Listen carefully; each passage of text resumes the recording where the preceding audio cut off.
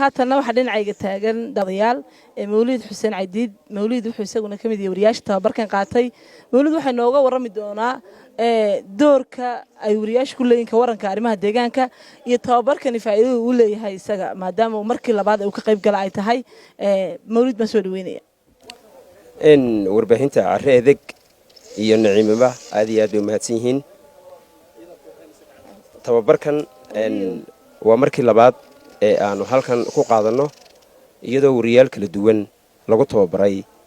sidii ay uga warrami lahaayeen deegaanka iyo arrimaha isbeddelka cimilada arrin aad u wanaagsan bay ahayd inaanu baranno oo markaasi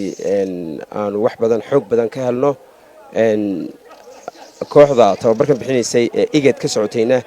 aad iyo aad bay mahadsan yihiin tababarada caynkan oo kale ahi waxa ay muhiim weyn u yihiin in warbaahinta maadaama warbaahintu